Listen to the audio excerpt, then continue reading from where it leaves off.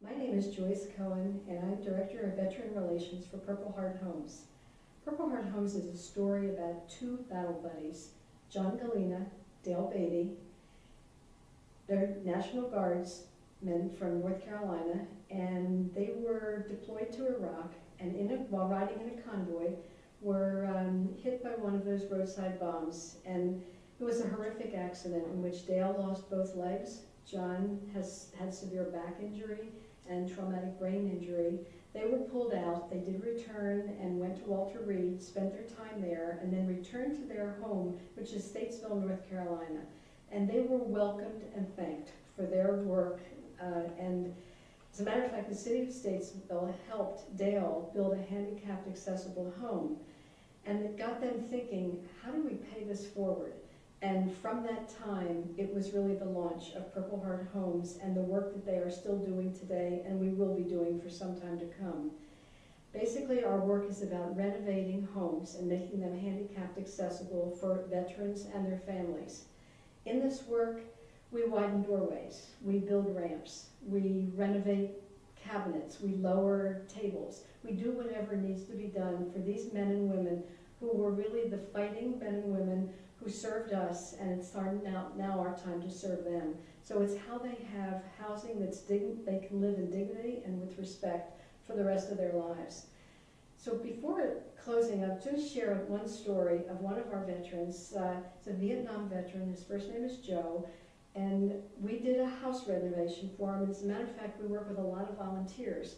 And these volunteers came up from New York City in the area, and they were first responders back at 9/11 and formed a little organization afterwards called Heart 9/11. And they do a lot of work when hurricanes hit, like when Hurricane Sandy hit New Jersey, and they'll work with Purple Heart Homes when we have projects in the area. And they came up and helped us with this renovation.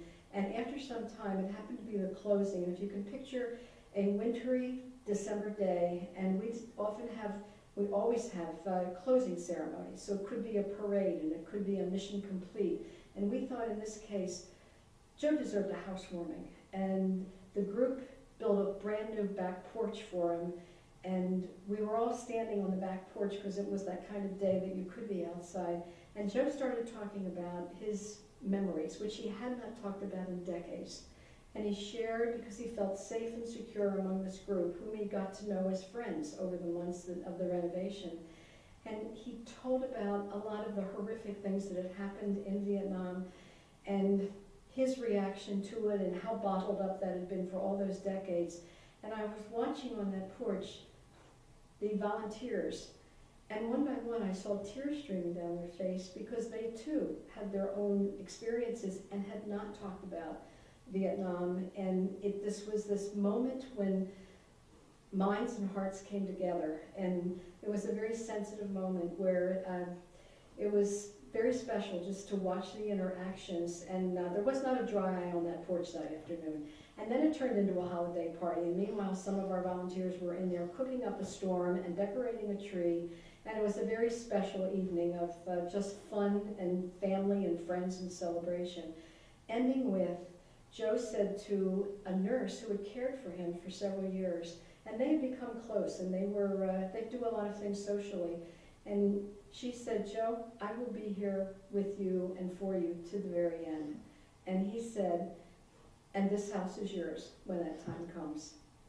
And so that's just one story, but the truth is we've done 138 projects, so there are over 138 stories of the family members, the children, the spouses, the neighbors, and it's that work that really makes this, in essence, a very spiritual kind of thing, because you're making a difference, you're doing something that is sensitive, and yet it's hard labor that these men and women are putting together to make this happen. So how do we do this? We tap community support, we do work with volunteers, we write grants, we also train mentors, because when the house is complete, we then work with a mentor who will work with the veteran and his or her family. We're expanding chapters across the country, and we also just launched a project with the nation's credit unions. And so they will identify a veteran in their neighborhood, and we will provide the support to make whatever needs to happen occur. Other than that, that, we just would like you to know our website so that you could share the story, because that's really what this is about. So it's www.phhusa.org, and just go on the website and either like the page, help to share the word. Could be you want to become a mentor, or somebody you know might want to become a mentor, or help us to help these men and women who deserve it. The CSA Purple Heart Homes Alliance is brand new. We've never done this before. It's a first-time collaboration, and from our perspective of Purple Heart Homes, it was an outstanding success. And I say that coming from so many different angles. First of all, the people who were here, the participants, the attendees, were just so genuine in their interest and in our bodies of knowledge. So there was synergy from the get-go of what do you do, what do you do? And so seeing all the life planning that goes on with the certified senior advisors, and then to have Purple Heart Homes come in, and of course we have a different tablecloth on our table, and our materials look very different, and the others were not with American flags and the kind of literature that we have. And so there was that unique, like, who are you? And what are you all about? And it was instant. It was everybody related, to the cause that we're about. And then when they heard a little bit about who we are and the work that we do, I would say from there, what came out of it were genuine connections.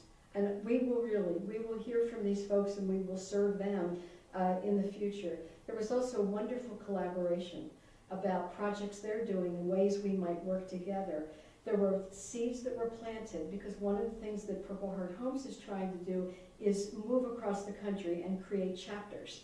And there were several individuals who actually came up and said, we really might want to start something like that. And so we provided them with some literature to do that.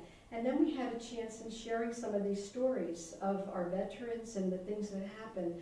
There were some eyes that were opened to just things that they take for granted, because if you don't have a veteran in your family, very often these are stories that they never hear, and they were inspired by it. And they told several of us on multiple occasions that tears were streaming down their faces. They hear the stories, and as they listened to some of the areas that we're moving in, the work that we're doing. So I would say from our perspective, we're thrilled that we're here, and we just thank Christine Rogers and Judy Ruff and the whole team who were outstanding to support and invite us in, and not only invite us in, but to actually take a luncheon of their conference and say that we were the sponsors of it. To provide a table and to provide a registration and to do all that they did to open their hearts to us. I can't thank them enough.